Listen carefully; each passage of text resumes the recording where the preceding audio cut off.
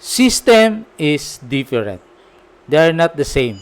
Hi, my name is Sanito Sederia, the strategic developer. Bakit ko ba tinatawag yung sarili ko na strategic developer?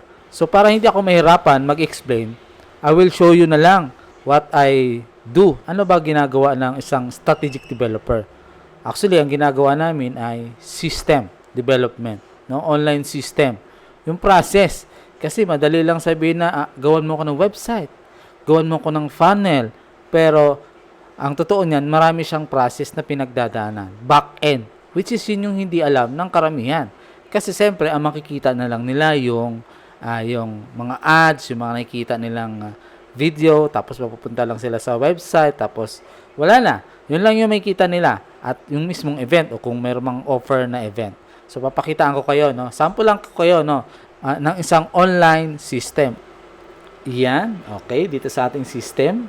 So, let's say, magpunta ako sa website ko. So, itong website ko, may portfolio. So, is a system, yung portfolio.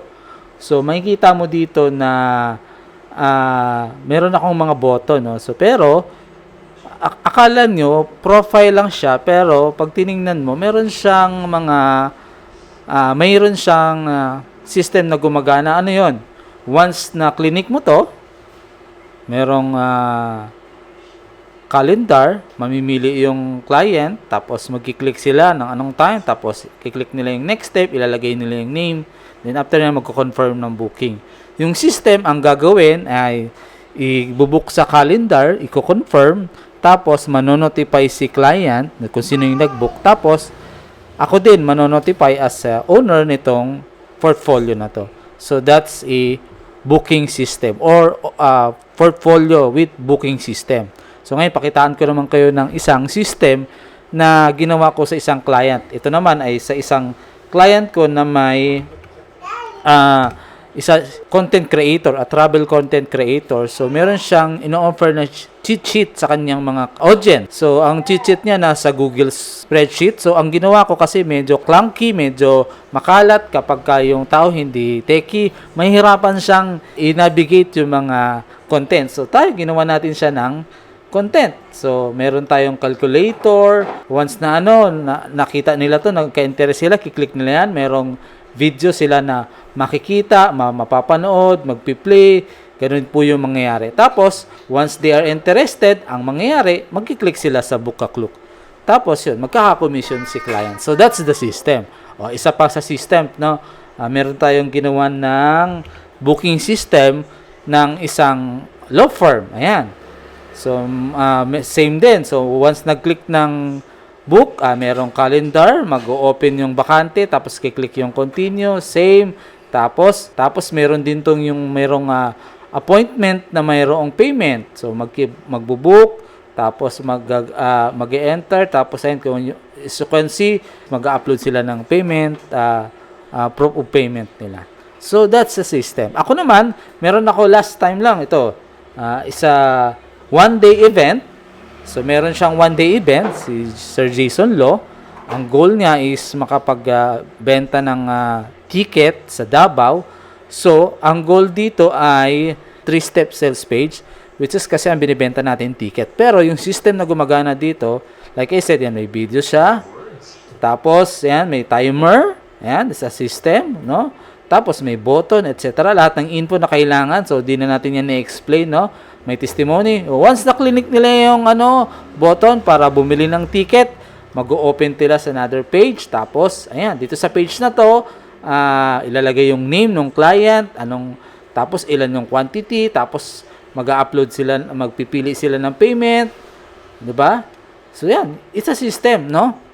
So mag-upload sila. Once na mag-upload, mano-notify si admin ni Sir Jason Law, isa ako doon. So ang gagawin is i-verify kung pumasok na yung payment, kasi manual yung payment na ginamit natin ngayon dito. I-verify kung pumasok na. Once na na-verify, i-confirm siya ng admin, at yung admin pag kinonfirm, merong matatanggap si client na e-ticket. So tulad nito nakikita nyo sa merong email na papasok, tapos may QR code. So ito system to. Once na pupunta si client doon sa venue, tapos ipapakita niya ngayon yung QR code niya, no? Ipapakita niya. So, iti-testing lang natin. Papakita ko sa inyo sa phone ko, no? So, ang gagawin lang ni Asher, kung sino ang Asher that time, ang gagawin niya, i-scan niya lang yung QR code na dala-dala nung participant nung bumili ng ticket. Tapos, i-scan niya. So, once na i-scan niya, mag-o-open ito. Ayan. So, mag-o-open siya. So, ipapakita ko sa inyo to. So, once na nag-open, makikita dito sa ano natin na mayroong name, automatic, may malalabas na yung name, yung email, yung number, nakakonect. Tapos kung ilan yung ticket, tapos i-click yung check-in. So ito mangyayari, ito yung back-end yan. So para may idea kayo, no, kung paano nangyayari yung back-end. Balik tayo sa screen. So ito yung back-end, no. So dito sa back-end, meron tayong automation na ginagamit.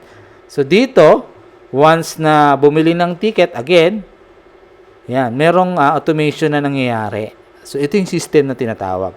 So, once na nag-submit na ng order, okay, so specific number, mag-iintay lang ng mga 0.3 seconds, tapos magsisend ng email sa client na yung order niya ay natanggap na, but for now is on hold because kailangan pang i-verify. So, within 24 hours, once na ma-verify, isi-send sa kanya email. Yun yung tapos meron ding internal notification na matatanggap naman si admin to verify kung pumasok yung payment.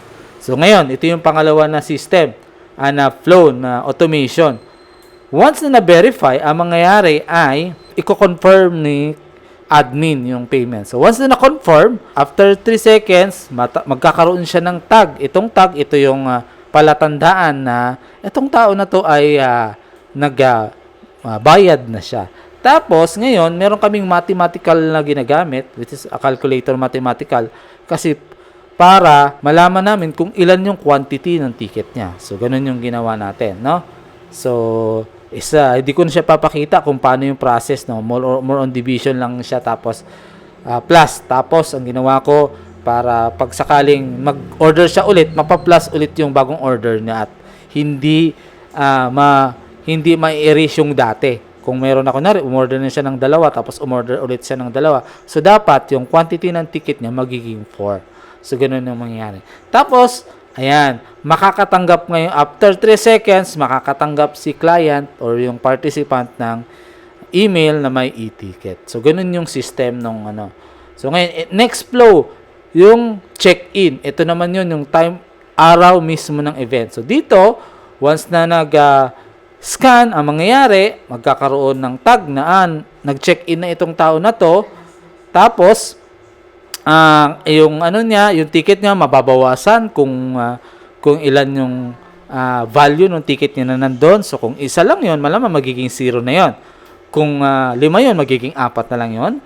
Mag-iintay at kapag yung condition, meron tayong ginawang condition na dapat pagka naging equal to 0, ibig sabihin, nakapasok na lahat nung nasa ticket niya. Once na naging equal to 0 na siya, ma-update yung field nung client at yung field na yon ay nakalagay doon ay yung kanyang status ay true na. So, ibig sabihin, pag true na, hindi na siya makakapag-claim ng ticket ulit.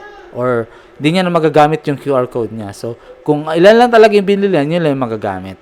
So, yun yung reason kaya natin in-update yung field. Tapos, within 24 hours, magkakaroon siya ng access sa aming private group. So, dun sa private channel, doon naman, mapunta yung mga attendees. So, that's a system, no? Part ng system. Yan po ang ginagawa ng isang strategic developer. Hindi lang tayo gumagawa ng magandang funnel, o hindi lang tayo gumagawa ng isang website, kundi sistema. Nakadepende sa pangangailangan o kung ano ang offer ng business o ng services na yon. So, if you have services like rental, pwede natin gawan ng system. You have a reservation business, like the restaurant, gusto mo magkaroon ng reservation, pwede natin siyang gawan ng system. So, it's up to you. So, ang kailangan mo doon ay isang strategic developer na katulad ko. Yun lang po. At sa mga next po na video natin, itutuloy po natin ang ating podcast. Ang podcast ng hindi magagaling pero gustong gumaling. Which is, ang topic po kasi natin doon ay automation. Maraming salamat. See you po sa next video. Bye-bye.